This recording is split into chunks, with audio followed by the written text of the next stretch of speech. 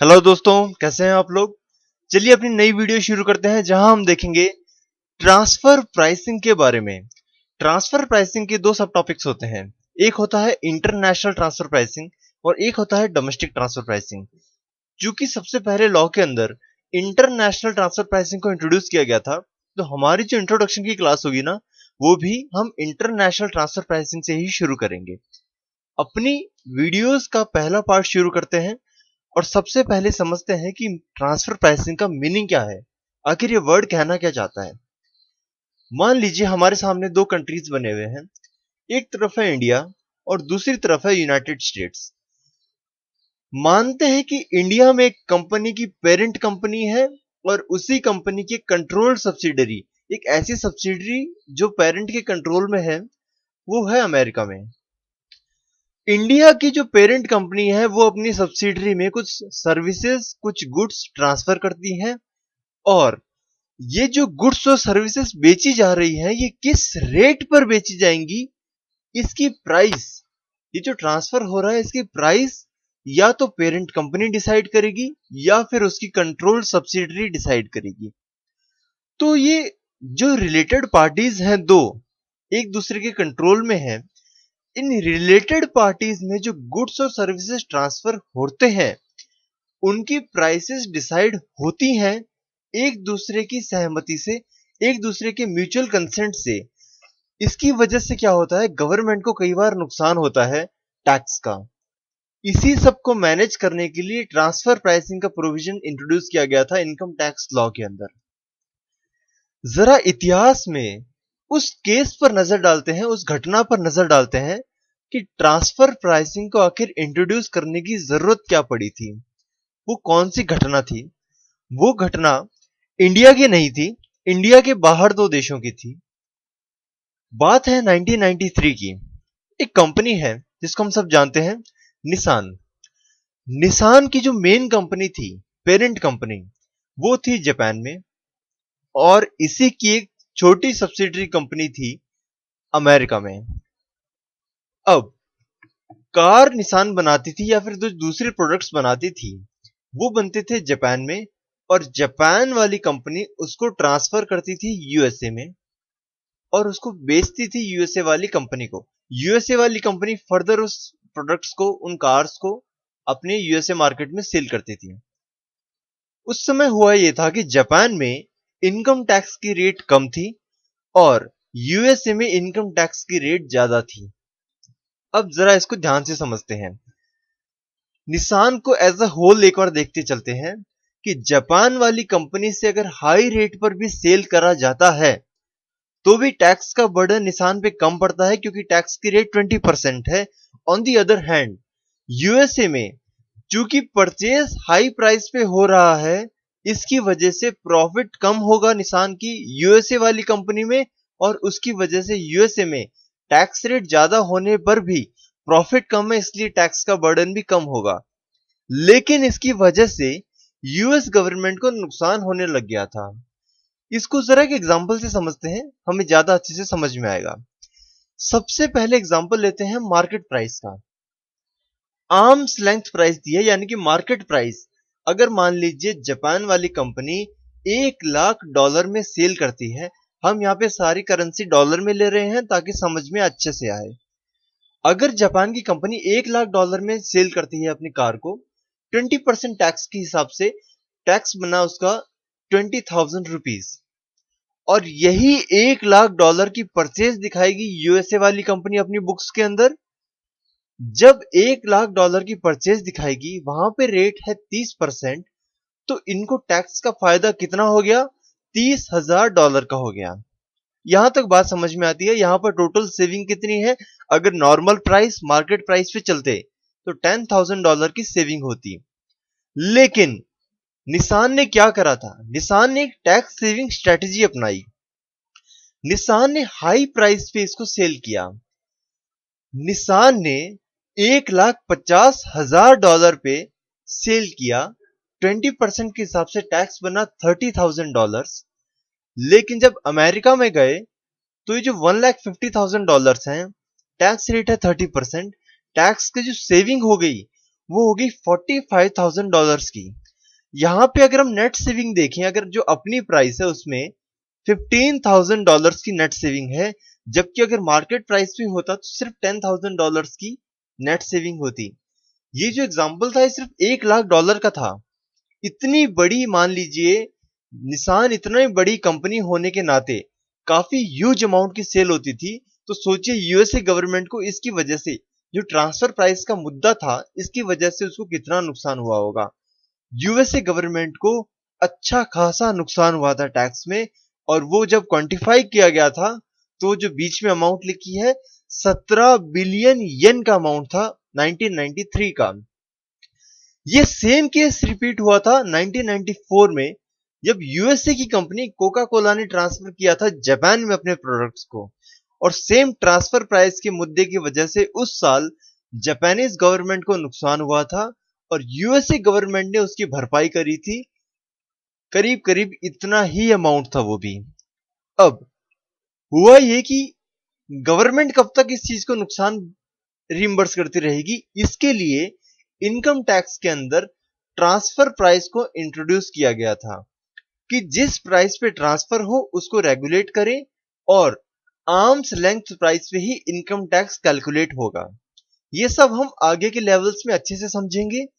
अभी हम चलते हैं अपने इंडिया में और देखते हैं कि ट्रांसफर प्राइसिंग कब इंट्रोड्यूस हुआ था। इंडिया में ट्रांसफर प्राइसिंग को इंट्रोड्यूस किया गया था बजट 2001 में फाइनेंस मिनिस्टर द्वारा, यानी कि फाइनेंस एक्ट 2001 में। फाइनेंस एक्ट 2001 ने कुछ सेक्शंस इनकम टैक्स एक्ट 1961 के अंदर ऐड करे थे। ये सेक्शंस थे सेक्शन 92 से लेकर 92F। इन सेक्शंस के अंदर ट्रांसफर प्राइसिंग के जो मैकेनिज्म है उसको समझाया गया था, और ट्रांसफर प्राइस के ऊपर इनकम कैसे कैलकुलेट हो, इनकम टैक्स कैसे कैलकुलेट हो, उसके प्रोविजंस दिए गए थे। शुरू करते हैं अपने इनकम टैक्स लॉ को समझना, और सबसे पहले देखते हैं कि जो सेक्शंस दिए गए हैं सेक्शंस 92 से लेकर 92F, वो कब कब एप्लीकेबल होते हैं, किस किस ट्रांजेक्शन्स के ऊपर एप्लीकेबल होते हैं। क्योंकि पूरे साल हर रोज लाखों करोड़ों ट्रांजेक्शन्स एक देश दूसरे देश के बीच में करता रहता है, इंपोर्ट एक्सपोर्ट चलता रहता है। तो क्या हर जगह ट्रांसफर प्राइसिंग बीच में आता है, या फिर कुछ ही जगह बीच में आता है? वो कंडीशंस जरा देखते हैं कि वो कौन सी कंडीशंस हैं जहां पर ये सेक्शंस अप्लाई होते हैं।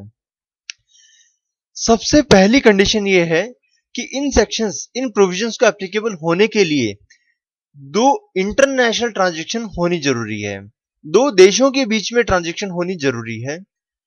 अगली कंडीशन अगली कंडीशन कहती है कि जो ट्रांजैक्शन होगी दो एंटरप्राइज या उनके बीच में, वो एंटरप्राइजेस एक दूसरे से रिलेटेड होनी चाहिए। इंडिपेंडेंट अगर ट्रांजैक्शंस हो रही है, इंडिपेंडेंट अगर एंटरप्राइजेस हैं, तो प्राइस में कुछ मॉडिफिकेशन की संभावना नहीं होती है, और इसकी वजह से जो प्रोविजंस है ट्रांसफर प्राइसिंग के वो तभी एप्लीकेबल होंगे अगर वो दो एंटरप्राइजेस एसोसिएटेड एंटरप्राइजेस हैं। यहां पर लिखा है such international transactions should be between two or more associated enterprises either or both of whom are non residents. फर्क नहीं पड़ता रेसिडेंट है या नॉन रेसिडेंट है, टैक्सेशन हम दोनों पे लगाएंगे, लेकिन शर्त इतनी सी है कि वो एसोसिएटेड होने चाहिए एक दूसरे के साथ। एसोसिएटेड कौन कौन सी होती है ये हम अपनी अगली वीडियो में देखेंगे कि किसको हम एसोसिएटेड एंटरप्राइजेस कहते हैं, एक दूसरे से रिलेटेड कहते हैं। तीसरी कंडीशन क्या कहती है? तीसरी कंडीशन कहती है कि जो इंटरनेशनल ट्रांजैक्शन होंगी वो किस नेचर की होनी चाहिए। पहली कंडीशन इंटरनेशनल, दूसरी कि इंटरनेशनल भी हो और एसोसिएटेड इंटरप्राइजेस के बीच में हो, तीसरी जो एसोसिएटेड एंटरप्राइजेस के बीच में हो रहा है वो कोई टेंजिबल या इनटेंजिबल प्रॉपर्टी है, या तो उसको सेल करा है उस प्रॉपर्टी को, या फिर उस प्रॉपर्टी को परचेज करा है, या फिर उसको किराए पे दिया है, लीज पे दिया है। परचेज, सेल और लीज ऑफ टेंजिबल और इनटेंजिबल प्रॉपर्टी। अगली कंडीशन कहती है कि या तो सर्विस प्रोवाइड करी है, या फिर सामान पैसा उधार दिया है या फिर पैसा उधार लिया है दूसरी एंटरप्राइज से, या फिर कोई एक ऐसी ट्रांजैक्शन जिसका इफेक्ट पड़ेगा प्रॉफिट्स पे, इनकम पे, लॉसेस या फिर assets of any of one enterprise. ऐसा क्यों किया? ऐसा इसलिए कि अगर प्रॉफिट्स या इनकम पे असर पड़ता है तो टैक्स पे असर पड़ेगा सरकार की, अगर लॉसेस पे असर पड़ता है, अगर लॉसेस बढ़ते हैं तो अगेन टैक्स पे असर पड़ेगा, एसेट्स पे अगर असर पड़ रहा है तो डेप्रिसिएशन के अमाउंट पे असर पड़ सकता है, या फिर एसेट की वैल्यू पे असर पड़ेगा तो कैपिटल गेन का टैक्स पे असर पड़ेगा। इन सभी की वजह से ये सारी ट्रांजेक्शन्स को स्पेसिफाई कर दिया सरकार ने कि अगर ये ट्रांजेक्शन्स होंगी दो एसोसिएटेड एंटरप्राइजेस के बीच में तो ट्रांसफर प्राइसिंग के प्रोविजंस एप्लीकेबल हो जाएंगे। चौथी कंडीशन क्या है? चौथी कंडीशन ये है कि मान लीजिए दो एसोसिएटेड एंटरप्राइजेस हैं, उन दोनों ने किसी भी एक को कोई सर्विस दी है या फिर सर्विस रिसीव करी है या फिर कोई बेनिफिट दिया है। अब सर्विस देने या फिर बेनिफिट देने के चक्कर में जो कॉस्ट हुई थी, जो एक्सपेंसेस हुए थे, उस एक्सपेंसेस को किस प्रोपोर्शन में एक दूसरे के साथ एलोकेट करा है, एक दूसरे के साथ अपोर्शन करा है, अगर ऐसा हो रहा है तब भी ट्रांसफर प्राइसिंग के प्रोविजंस एप्लीकेबल हो जाएंगे। यहां पे क्या लिखा है?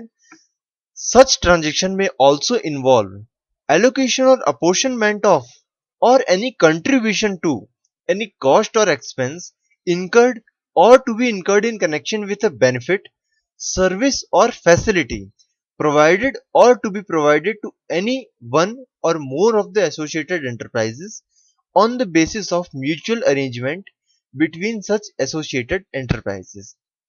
अगली कंडीशन देखते हैं, पांचवी कंडीशन कहती है कि या तो जो ट्रांजेक्शन हुई है या तो मार्केट प्राइस पे हुआ होगा, आर्म्स लेंथ प्राइस पे हुआ होगा, अगर आर्म्स लेंथ प्राइसेस पे नहीं है तो हम आर्म लेंथ प्राइसेस को डिटरमाइन करेंगे, हम आर्म्स लेंथ प्राइस को कंप्यूट करेंगे और फिर उसके ऊपर हम टैक्स लगाएंगे।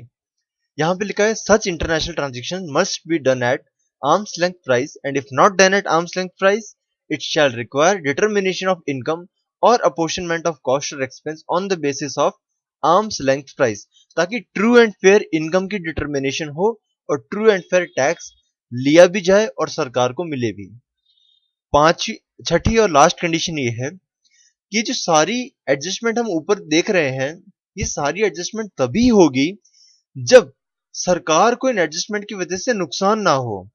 एक तरफ तो सरकार अपने नुकसान को बचाने के लिए सब कर रही है, अगेन सरकार को इन एडजस्टमेंट की वजह से कुछ ऐसा ना हो जाए कि एसएससी की या तो इनकम कम हो जाए या फिर उसका लॉस बढ़ जाए।